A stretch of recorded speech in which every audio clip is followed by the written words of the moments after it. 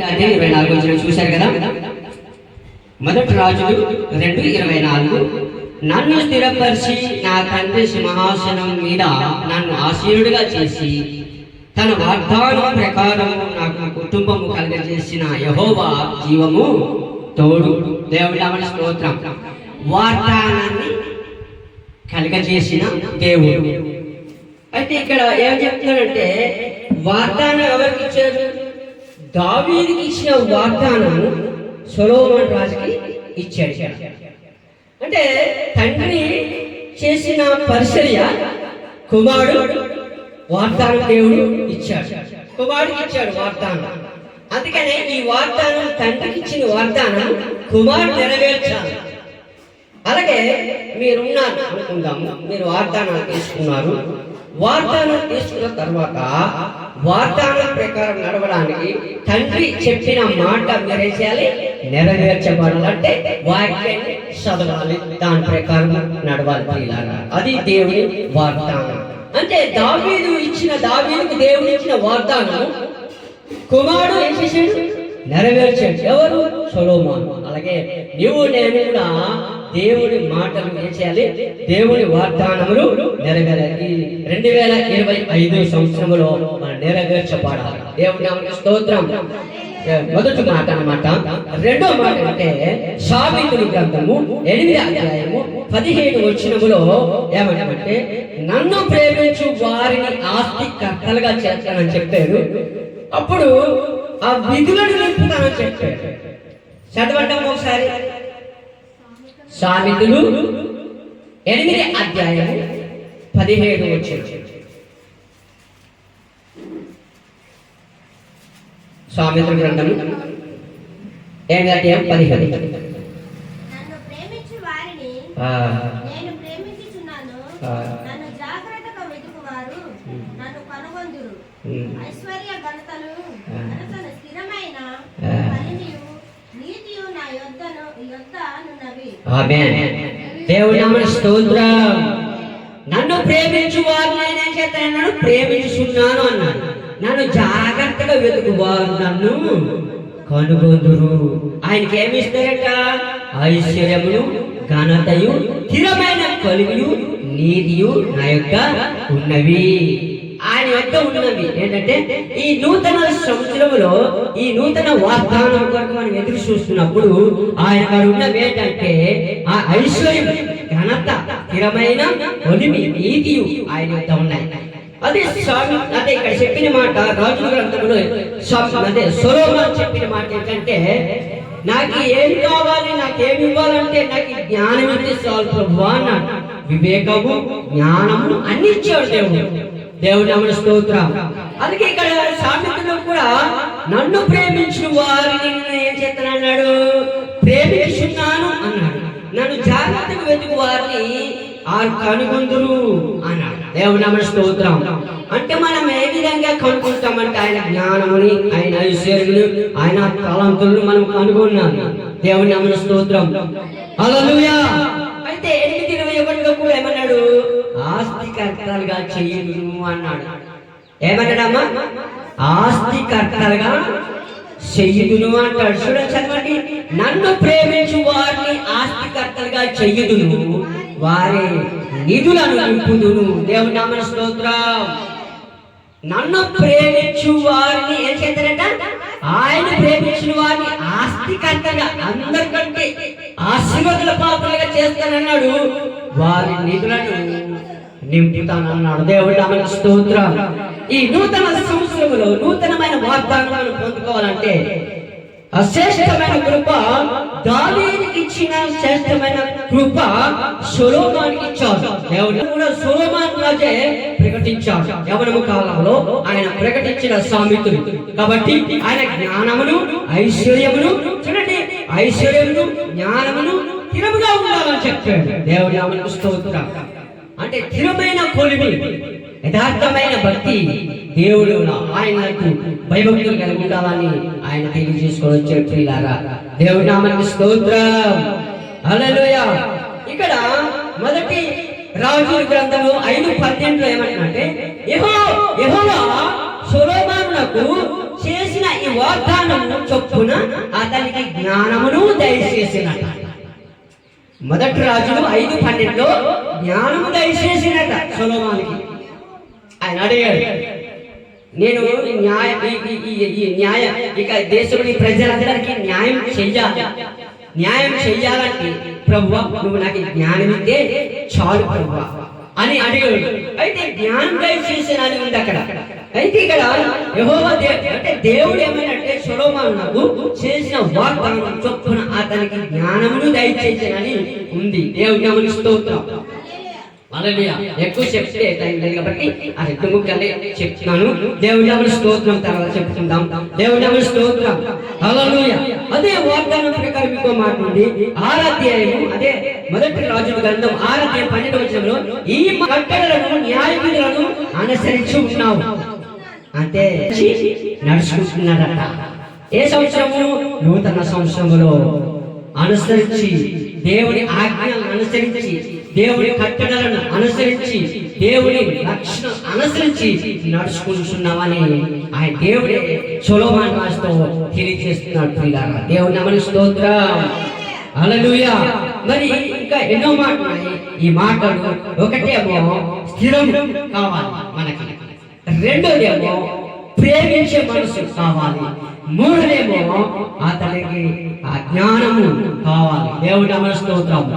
ఈ 3 మాటలు మన హృదయంలో ఉన్నప్పుడు దేవుడు తప్పనిసరిగా మనల్ని ఈ నూతన వాగ్దానం ప్రకారం మనము దీవించబడాలని, ఆశీర్వదించబడాలని, వాగ్దానం తీసుకున్నాము, వాగ్దానం ప్రకారం నడుస్తున్నామా లేదా అని కాదు. దేవుడే మనల్ని వాగ్దానం ప్రకారం నడిపిస్తాడు. మన వాగ్దానం ప్రకారమే ఈ వాక్యాలు మనం చదివినప్పుడు, వాగ్దానం ప్రకారం మనం నడుస్తున్నప్పుడు నిన్ను సమూహ నాశనము చెయ్యను, నిన్ను శిక్షింపక విడువను, కానీ న్యాయాన్ని పెట్టి నిన్ను శిక్షించును. దేవుడి నామమునకు స్తోత్రం. ఎలాగోనా ఎవరినా న్యాయాన్ని పెట్టి నిన్ను శిక్షిస్తానంటున్నాడు. అంటే ఈ అందరికీ ఎలా ఏ నాశనం చేత సమూహ నాశనం చేస్తానన్నాడు. ఎక్కడ? ఇక్కడ నక్షత్ర కొట్టుదును అన్నాడు. సమూహ నాశనం చేస్తానన్నాడు. కానీ ఆయన ప్రేమించిన వారిని మాత్రం శిక్షిస్తాను, కానీ నాశనము చేయాలి. అదే నేను న్యాయాన్ని పెట్టే శిక్షిస్తాను అంటున్నాడు. న్యాయాన్ని పెట్టే శిక్షిస్తాడు. ఇనుముతో కొడితే ఎలాగుంటది? కర్రతో కొడితే ఎలాగుంటది? చేయితో కొడితే ఎలాగుంటది? చెప్పండి. అదే ఆయన ఎలా కొడతాడు? చెయ్యితో కొడతాడు. అంటే సమానం. అంటే ఆయన శిక్షిస్తాను, కానీ న్యాయాన్ని బట్టి నేను శిక్షిస్తాను అంటున్నాడు. కఠినంగా శిక్షించాను అంటే అప్పుడు మనం ఇంకా గర్వం ఉండకూడదు, గర్వంగా ప్రవర్తించకూడదు, గర్వంగా మాట్లాడకూడదు, గర్వంగా ఉండకూడదు అన్నమాట.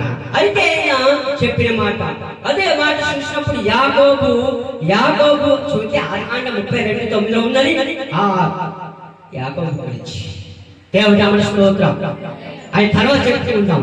అయితే నా వాగ్దానం ప్రకారం నేను చెప్పాను, ఎందుకంటే ఇక్కడ వాగ్దానం కాబట్టి వాగ్దానం ప్రకారం నడవాలి అవుతున్నప్పుడు నేను నా ఉదయంలో భయపడుతూ తీసుకున్నాను కాబట్టి భయపడకాని దేవుడి మాట సమాధానం చేశాడు. దేవుడి నామమునకు స్తోత్రం. మనం భయపడి ఎవరి కోసం భయపడాలా? నేను నడుపుతున్నానా లేదా ప్రభువా అన్న భయం మీద తీసుకునేటప్పుడు తప్పనిసరిగా ఆయన నడిపించే సమర్థుడు. దేవుడి నామమునకు స్తోత్రం. అలాగే మనం ఏ వార్తలు తీసుకున్నప్పుడు ఎలా తీసుకోవాలి? చాలా భయంతో తీసుకోవాలి.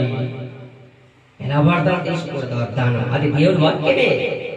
తీసుకునేటప్పుడు దాన్ని జాగ్రత్తగా చదివించుకోవాలి, దాన్ని జాగ్రత్తగా పెట్టుకోవాలి. ఆ జాగ్రత్తగా ఉన్నప్పుడే మనం జాగ్రత్తగా ఉన్నప్పుడే ఆయన మనమే ఉంటాడు. నీకు ఇచ్చిన వాగ్దానాలు ఎన్ని? మనం దేవుని నమ్ముకున్న నుండి ఇప్పుడు వరకు ఎన్ని వాగ్దానాలు ఉన్నాయి మన దగ్గర? అంతే. ఎన్ని సంవత్సరాలు ఎప్పుడు దాకా ఉన్నాయి? 2010 నుండి 2025 దాకా ఎన్ని వాగ్దానాలు ఉన్నాయి మన దగ్గర? ఉన్నాయా? ప్రతి ఒక్కరి దగ్గర వాగ్దానం. దేవుని నామమునకు స్తోత్రం. వాగ్దానములు మనకి దేవుడు లెక్కడుంటాడు. ఎన్ని వాగ్దానాలు తెచ్చావు, అలా నడుస్తున్నావా లేదా అని దేవుడు ఒక రోజున లెక్క అడుగుతాడు. మనకి ఏది అడగడు, ఎన్ని బంగారు అవనతలు అడుగుతాడు ఎప్పుడే కానీ మనకి ఇచ్చిన వాగ్దానము ఆయన నెరవేర్చే దేవుడు. హల్లెలూయా. వాగ్దానం ప్రకారం మనం నడవలేము కానీ ఆయనే మనం ఆసక్తి కలిగితే నడిపిస్తాడు. హల్లెలూయా. దేవుని నామమునకు స్తోత్రం. అందుకని ఇచ్చిన వాగ్దానం ప్రకారం నీ నామం ఇశ్రాయేలుని వాగ్దానము నొందిన యాకోబు సంతతి గోత్రముల లెక్క చొప్పున 12 రాళ్లను తీసుకొని అతడు ఇలాగా ప్రార్థన చేసేను. ఏలియా ప్రార్థన చేశాడు దేవుడు ప్రియులారా. అయితే ఇక్కడ ఎందుకు ప్రార్థన చేశాడంటే ఒక వ్యక్తి ఉన్నాడు, రాజు, హామాను అనే రాజు. ఆ రాజు దగ్గర మీరు కూర్చున్నప్పుడు నీకు నాకు మీకు మాకు గొడవ ఏంటి, మీరు మాకు పంటలు పెట్టుకోవడం ఏంటి, మీరేనే దోషం ఉండాలా మేమేమే దోషం ఉండాలా అని చెప్పిన తర్వాత 450 మంది ప్రవక్తలు అన్నమాట. ఏలియా ఒక్కడే. అప్పుడు ఒక్కడైనప్పుడు ఈయన దేవుడు ఇచ్చిన వాగ్దానం ఏంటంటే 12 మంది ఎవరు? యాకోబు సంతానం వారే 12 మంది. యాకోబు సంతానం వారు ఎంతమంది చెప్పండి? మీకు తెలుసా? 12 మంది. రూబేను నుండి బెన్యామీను, అంటే బెన్యామీను యోసేపు బెన్యామీను యోసేపు రూబేను సంతానం నుండి రూబేను కుటుంబం నుండి అన్నదమ్ముడు సహోదరుల నుండి బెన్యామీను యోసేపు వరకు 12 మంది యాకోబుకి కుమారులు. ఈ 12 మంది అర్థం ఏంటంటే ఇక్కడ ఎవరు? ఎలీషా 12 రాళ్ళు తీసుకొని బలిపీఠం కట్టి బలిపీఠం మీద కట్టెలు వేసి అక్కడ ఒక వెత్తులు తెమ్మని ఆ వెత్తు మాంసాన్ని అక్కడ వధించి అక్కడ గంధికము తప్పి ఆ గంధికములో నీరు పోయమన్నప్పుడు ఎక్కువ నీరు పోసారు. అక్కడ రాజు గ్రంథం 18 సంవత్సరాలు జరుగుతుంది. అయితే ఎక్కువ నీరు పోసిన తర్వాత ఆకాశం నుండి అగ్ని వచ్చేట ఆ గంధికములో నీళ్లను అక్కడ ఉన్న బలిపీఠంలో ఉన్న మాంసమును అగ్ని రాజేసిన. దేవుని నామమునకు స్తోత్రం. ఎప్పుడైతే రాజేసిందో యెహోవా దేవుడు నాకు ఇచ్చిన వాగ్దానము దేవుడు నెరవేర్చాడు. హల్లెలూయా. మనకి ఇచ్చిన వాగ్దానం నెరవేర్చాలి అంటే మనం ఏం పని చేయాలంటే దేవుడి పని చేయాలి. దేవుడి పని చేస్తే దేవుడి వాగ్దానము నెరవేర్చాడు, మనం నెరవేర్చలేము. హల్లెలూయా. అలాగే ఏలియా కూడా వాగ్దానం నెరవేర్చబడింది. 18:31 రాజు గ్రంథము 18:31 నెరవేరింది అన్నమాట. దేవుని నామమునకు స్తోత్రం. హల్లెలూయా. హల్లెలూయా. అలాగే ఇక్కడ నీ సేవకుడైన దావీదుకు నీ తండ్రితో సెలవిచ్చిన మాట నెరవేరుస్తున్నావు, నీవు వాగ్దానం చేసేవు కాబట్టి అది నేను నెరవేరుస్తాను అన్నాడు. సొలొమోను అంటే దావీదుకి సొలొమోను రాజు చెప్తున్నాడు, నీ తండ్రి దేవుడు ఏమంటున్నాడు? యెహోవా దేవుడు నీ తండ్రి వాగ్దానానికి నేను నెరవేరుస్తాను అని దేవుడు ఏమంటున్నట్టు సొలొమోనుతో దావీదు తెలియజేస్తున్నాడు. దేవుడి నామమునకు స్తోత్రం. ఎక్కడంటే 2వ దినవృత్తాంతాలు 6:15 చెప్తున్నాడు అన్నమాట.